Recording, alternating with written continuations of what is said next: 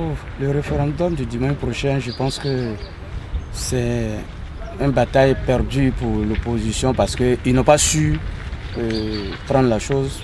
Donc c'est une histoire que, bon, même que ce soit celui même qui va aller voter le oui, il ne connaît pas le contenu de son oui. Pourquoi il dit oui? Même si demain ils vont l'égorger, il ne sait pas pourquoi. Parce que la preuve, on a dit non, d'aller sur les cyber. Il y a combien d'Ivoiriens qui connaissent le système de cyber pour aller dessus, pour savoir prendre des informations. On a pratiquement, si on veut voir la population ivoirienne, à 70% d'analphabètes. Donc, bon. Et ils ont dit, c'est le plus fort qui gagne dans cette histoire. Donc, bon, ce que je pense au référendum 2016, je pense au oui, oui par rapport à la cohésion sociale. Je trouve que c'est bon que dit oui.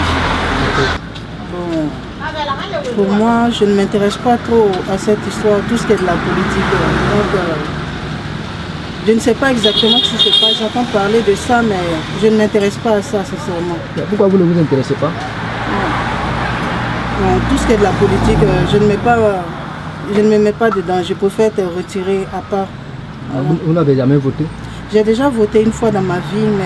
En quelle année? En 2010. Non, après les crises? Je n'ai plus voté. Vous avez déjà vous abstenir? Moi-même là, affaire de l'élection même là, juste à ma mort, je ne vote pas.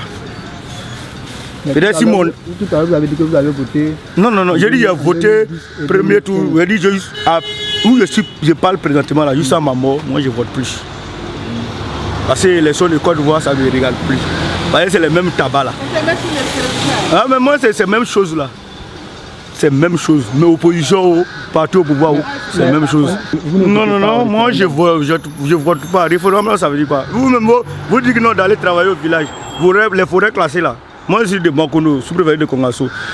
Forêts classées là-bas, là, ils ont tout vendu. Il faut au forêt même pas, ça va prendre l'argent dans la main des gens. Les préfets sont au courant. Mais il y a un ministre des hauts forêts ici. Hein? On est qu'à aller s'asseoir où? C'est pas votre guerre, vous êtes debout encore. C'est votre guerre. Je ne vais pas voter, sinon c'est mon mari même. Il dort à son côté là, il dort avec. Mais ce qu'il a envoyé là, moi je ne suis pas d'accord de ça. Voilà, parce qu'aujourd'hui il n'y a pas Pala, mais après demain il y a on va voir Pala. Même Pala là ça va venir. À cause de constitution là quoi? À cause de constitution, oui. Ah, les étrangers sont beaucoup plus que les vrais Ivoiriens. Maintenant, quand il lui dit qu'elle a changé de constitution, à la longue les enfants là, il y a des gars qui voient du bruit.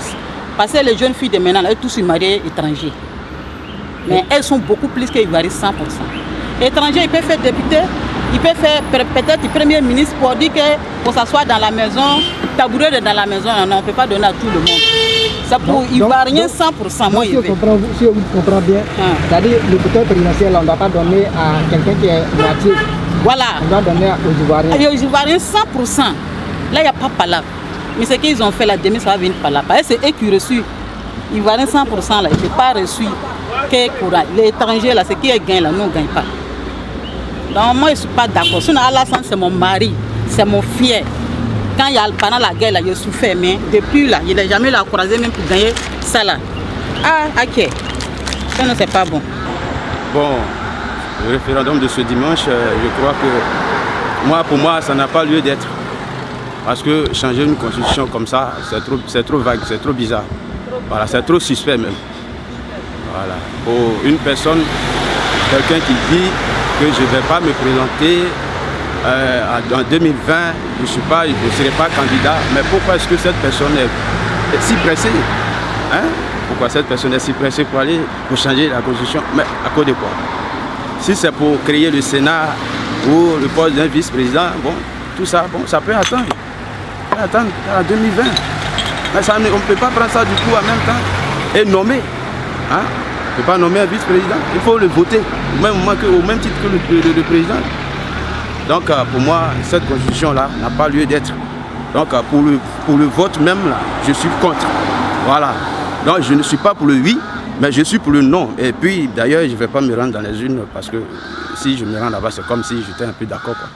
Alors, je pense que ce référendum est la bienvenue.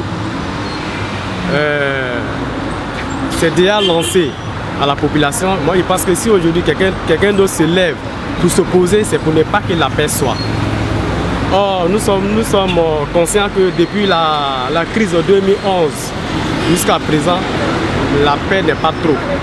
Les gens sont méfiants et autres. Alors s'il y a un référendum que les gens doivent sortir pour voter, moi je pense que c'est la meilleure solution pour que vraiment la paix soit bien installée.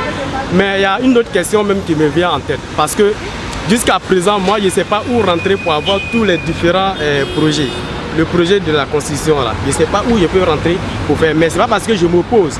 Mais il faudrait que vraiment on mette ça en nu à la population pour que tout le monde puisse s'imprégner de cette constitution là. Alors ce sont les projets. Comme il y a jusqu'en 84 ou bien combien de 184. Voilà, donc je pense qu'il est préférable qu'on mette ça en nu aux yeux de tout le monde. Mais moi je suis pour le référendum. Il n'y a rien, moi mon cas c'est pour aller voter du match. Les autres, bon, s'il y a quelqu'un à côté de moi, il peut dire à la personne, ah, après, on a qu'à voter, c'est intéressant, c'est bon. Pourquoi c'est intéressant? C'est intéressant, c'est bon. Je ne sais pas comment dire ça. C'est intéressant, il fallait voter, tu dois saluer ton candidat, tu es là, non, en tout cas c'est bon. Toi, tu souhaites que c'est quoi qui doit passer, de lui ou le nom? Bon, je souhaite que lui que je dois voter, je sais c'est lui qui doit passer. C'est mon cas, je veux que c'est lui qui n'est qu'à passer. Et pourquoi? Parce que c'est lui, je veux. Et c'est lui, je veux que c'est lui qui n'est qu'à passer. C'est mon souhait. Bon, je trouve ça une très bonne chose. Si c'est ça qui peut réconcilier les Ivoiriens et résoudre beaucoup de problèmes, je trouve ça une bonne chose. Voilà, à mon avis, je trouve ça vraiment c'est une bonne chose. Si ça se passe bien, voilà, dans l'ensemble. Ben, pour être franc avec vous, ce sera vraiment la catastrophe. Une constitution, elle s'explique. Une constitution, c'est des débats. La constitution, c'est la Bible d'une nation unie. Mais aujourd'hui, plein d'Ivoiriens sont en exil. Nous, on a eu la chance d'être en Côte d'Ivoire. Plein d'Ivoiriens sont en prison. Peut-être que nous, on a la chance d'être encore en liberté. Mais qu'est-ce qu'on fait de ces Ivoiriens en exil? Qu'est-ce qu'on fait de ces Ivoiriens, comme on appelle, en prison? Qu'est-ce qu'on dit? Ce n'est pas des Ivoiriens? Ce n'est pas des Ivoiriens? Attendez. Mais de quoi on parle? D'une constitution en l'absence d'une partie du peuple. Je m'en prends un peu aux partis politiques, les opposants qui mènent les enfants dans la rue pour des miettes, pour rien, parce que ça ne résout pas le problème.